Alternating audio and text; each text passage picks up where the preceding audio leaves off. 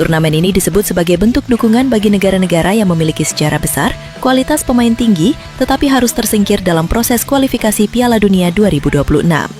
Mulai dari Italia, China, Serbia, Kamerun, Nigeria, Chile, Peru, Yunani, hingga Indonesia yang sedang mengalami perkembangan pesat dalam beberapa tahun terakhir. Wisoccer Mimes, media olahraga asal Inggris tersebut, menyebut Rusia akan gerak cepat membuat turnamen itu. Assalamualaikum warahmatullahi wabarakatuh, kawan bola dimanapun Anda berada. Upgrade Story Bola di sini Bali berbincang-bincang bersama Anda, membahas dan membincangkan bola seenak mungkin sehingga menjadi hiburan tersendiri bagi kita semuanya. Sepak bola dunia gempar di mana Rusia mengumumkan bahwasanya ada semacam turnamen ya, Nation Cup ya, julukannya Nation Cup, di mana Rusia akan mengundang negara-negara yang mempunyai kekuatan besar tentang sepak bola, cuman kurang beruntung tidak masuk final Piala Dunia di Amerika. Akan digelar Rusia, semacam Piala Dunia level 2 ya, tapi serasa level 1. Soalnya yang diundang benar-benar negara-negara up to date tentang bola, seperti Italia, Kamerun, Chili, dan sebagainya. Termasuk di dalamnya ada Indonesia. Keren, mantap. Kita ikuti langsung videonya. Let's go. Dunia sepak bola kembali dikejutkan dengan munculnya kabar mengenai rencana turnamen internasional alternatif yang disebut akan mempertemukan negara-negara yang gagal lolos ke Piala Dunia 2026. Menurut sejumlah laporan dan pembahasan di media sosial sepak bola internasional, Rusia dikabarkan tengah mengeksplorasi konsep sebuah turnamen global yang memberikan kesempatan bagi negara-negara kuat yang harus kehilangan tiket menuju panggung terbesar sepak bola dunia. Turnamen ini disebut sebagai bentuk dukungan bagi negara-negara yang memiliki sejarah besar, kualitas pemain tinggi, tetapi harus tersingkir dalam proses kualifikasi Piala Dunia 2026. Nama-nama besar mulai dikaitkan dalam wacana tersebut, mulai dari Italia, China, Serbia, Kamerun, Nigeria, Chile, Peru, Yunani, hingga Indonesia yang sedang mengalami perkembangan pesat dalam beberapa tahun terakhir. Wisoccer Mimes, media olahraga asal Inggris tersebut, menyebut Rusia akan gerak cepat membuat turnamen itu.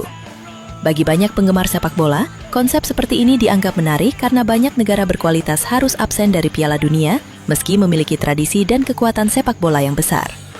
Italia misalnya, merupakan juara dunia 4 kali yang secara mengejutkan kembali gagal tampil di Piala Dunia. Sementara negara seperti Serbia, Kamerun, Nigeria, dan Chile juga memiliki sejarah panjang di kompetisi internasional. Namun, salah satu nama yang paling mencuri perhatian adalah Indonesia. Timnas Indonesia kini sedang berada dalam fase perkembangan besar di bawah pelatih asal Inggris, John Herdman. Transformasi permainan Garuda membuat Indonesia mulai mendapatkan perhatian dari berbagai kalangan sepak bola internasional.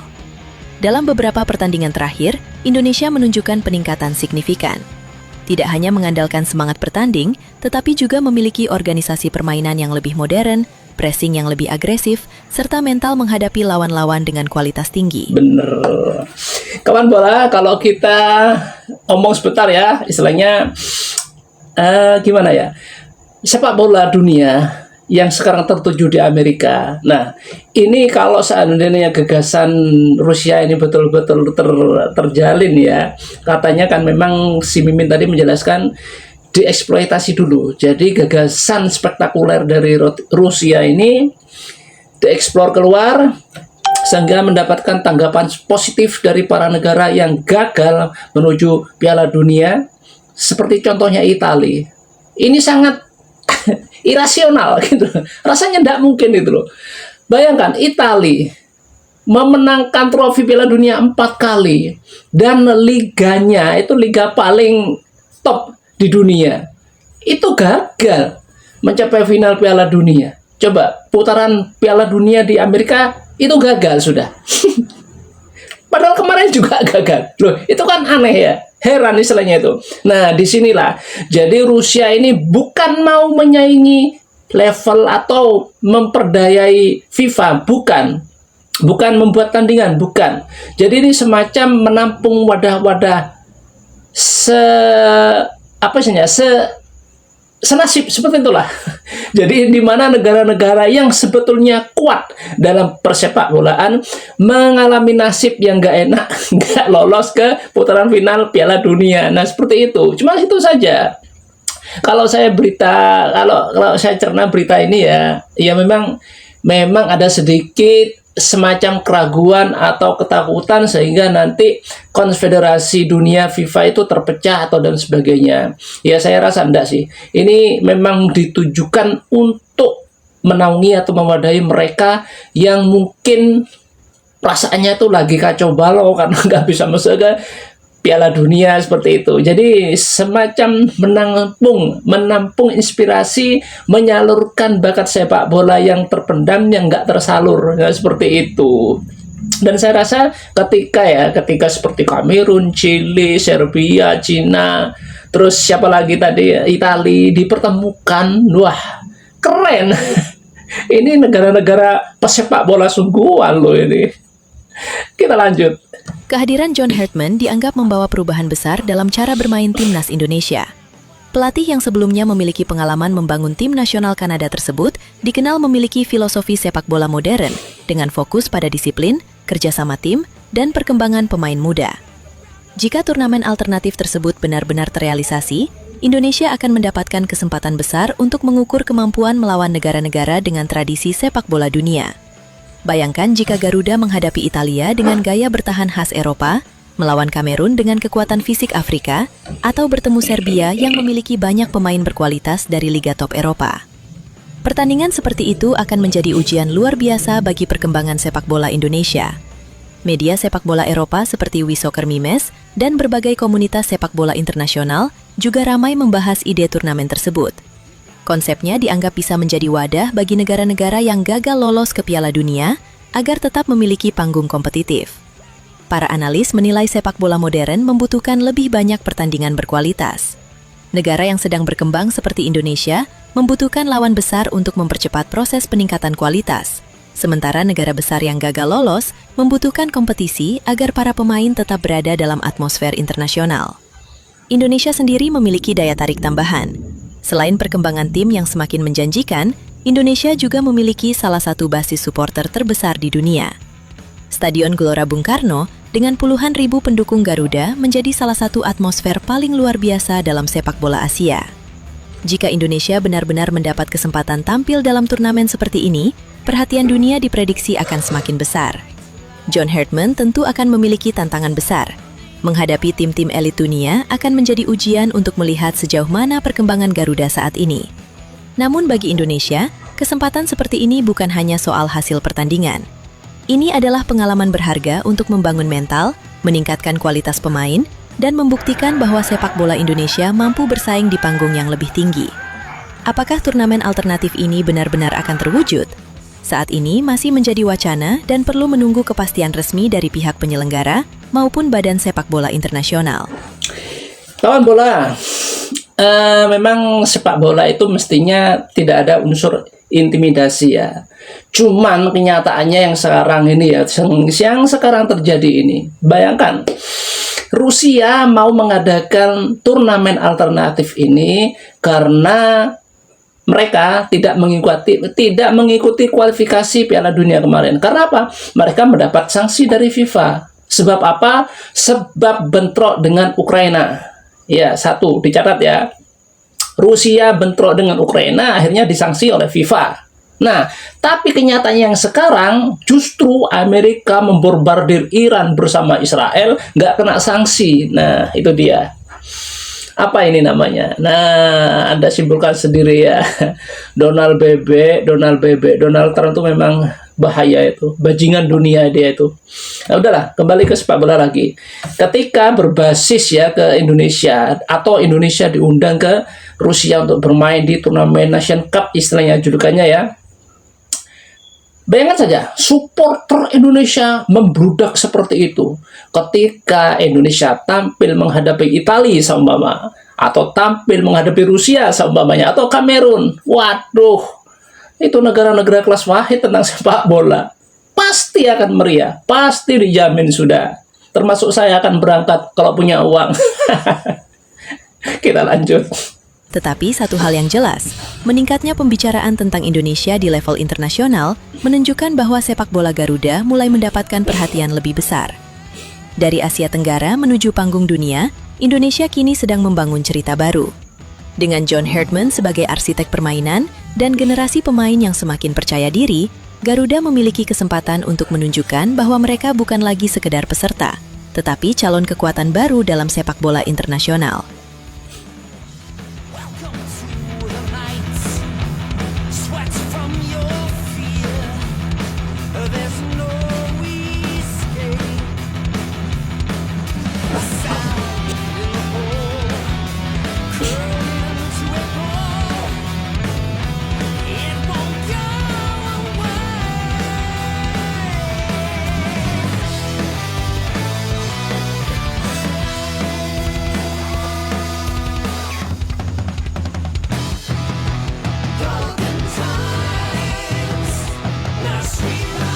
Para pengamat sepak bola ASEAN menilai perubahan terbesar bukan hanya pada aspek teknis, melainkan pada kepercayaan diri pemain Indonesia. Kini, para pemain Garuda terlihat tidak lagi memasuki lapangan dengan rasa inferior ketika menghadapi lawan yang lebih kuat. Mereka tampil berani, tidak inferior, tidak pernah merasa takut sudah sekarang. Pertandingan sesuai keinginan sendiri. Perubahan inilah yang membuat banyak analis mulai menyebut Indonesia sebagai salah satu tim dengan perkembangan tercepat di Asia saat ini. Beberapa media olahraga di kawasan ASEAN bahkan menyoroti bagaimana Indonesia kini lebih sering menghadapi lawan dari Timur Tengah dan Afrika dalam agenda FIFA Matchday dibanding hanya berfokus pada persaingan regional. Menurut sejumlah pengamat, langkah tersebut membuat pengalaman internasional pemain Indonesia berkembang sangat cepat. Indonesia sekarang sedang membangun level yang berbeda. Mereka tidak hanya berpikir tentang Asia Tenggara, tetapi mulai mengukur diri dengan standar Asia dan dunia, ujar seorang analis sepak bola kawasan ASEAN. Perhatian terbesar tentu tertuju kepada John Herdman. Pelatih asal Inggris tersebut dinilai berhasil menciptakan fondasi yang kuat untuk masa depan timnas Indonesia. Gaya kepemimpinannya yang tegas namun dekat dengan pemain disebut menjadi salah satu faktor utama di balik perkembangan Garuda. Tidak sedikit pengamat yang menilai Herdman berhasil mengubah pola pikir skuad Indonesia. Dari tim yang sebelumnya sering dianggap underdog, menjadi tim yang kini mampu membuat lawan-lawan kuat harus bekerja keras untuk meraih kemenangan. Sementara itu, atmosfer Gelora Bung Karno juga terus mendapat pujian dari berbagai pihak. Banyak pemain dan pelatih luar negeri mengaku terkesan dengan dukungan puluhan ribu supporter Indonesia yang mampu menciptakan tekanan luar biasa bagi tim tamu. Setelah serangkaian hasil positif di FIFA Matchday dan peningkatan performa yang konsisten, banyak pengamat mulai menilai bahwa Garuda telah memasuki level yang berbeda dibanding era sebelumnya. Nama Indonesia kini tidak hanya menjadi sorotan di dalam negeri. Ini yang menarik. Media-media olahraga Media Malaysia itu yang menarik. Malaysia mulai memberikan perhatian khusus terhadap perkembangan skuad Merah Putih yang saat ini ditangani John Herdman. Kemenangan demi kemenangan yang diraih Indonesia membuat banyak pihak melihat adanya perubahan besar dalam identitas permainan timnas. Jika dulu Indonesia dikenal mengandalkan semangat juang dan dukungan supporter, kini Garuda mulai menunjukkan kualitas organisasi permainan yang jauh lebih matang. Di bawah asuhan John Herdman, Indonesia tampil lebih disiplin, lebih agresif dalam menekan lawan, dan memiliki... Kawan bola ya, tadi si Mimin kan ngomong, untuk regional itu kita, Malaysia, Vietnam, sama Thailand itu kan bersaing. Nah, akan saya omong lagi, akan saya kupas. Di sini ya, Malaysia sama si Nguyen, sama si Vietnam. Aduh, itu siriknya ke Indonesia tuh, waduh, udahlah, di luar batas itu. Terutama tetangga kita yang paling dekat, Malaysia. Nah, mereka akan sesumbar, tampilkanlah full squad punya Indonesia untuk menghadapi Malaysia. Pasti Indonesia kalah. Nah, bukan karena apa kalahnya. Jadi, Indonesia itu seperti punya memori kelam ketika berhadapan dengan Malaysia. Nah, jadi sebelum kita bertanding, ya, kalau Indonesia itu mendengar nama Malaysia, nah kita keder duluan katanya, seperti itu. Jadi itu mempengaruhi fisik, nah psikis ya, kejiwaan para pemain. Sehingga sebelum bertanding mereka sudah down semua, gitu katanya si Malaysia. Nah, jadi ketika full squad Indonesia ditampilkan untuk menghadapi Malaysia, pasti Indonesia akan kalah dengan Malaysia. Katanya itu loh ya, masih belum terbukti. Lalu si Nguyen juga berkoar-koar bahwasanya Jaitses itu pemain defender kelas tempe, kelas ece-ece, seperti itu. Kalau ketemu sama Nguyen Xuan-son, nah Nguyen Xuan-son ini diaspora mereka ya, diaspora karena sudah bermukim 5 tahun di Vietnam, tidak ada ikatan darah sama Vietnam. Pasti katanya Jaitses itu akan terkapar, nggak berdaya menghadapi Nguyen Xuan-son katanya. Mereka lupa bahwa Jaitses itu bermain di liga tertinggi di Italia. Yang dihadapi adalah para striker ganas kelas dunia, bukan kayak si Nguyen itu. Konyol, lucu. Ya udahlah, kita ini memang menghadirkan hiburan dalam suasana konten yang bertema berita.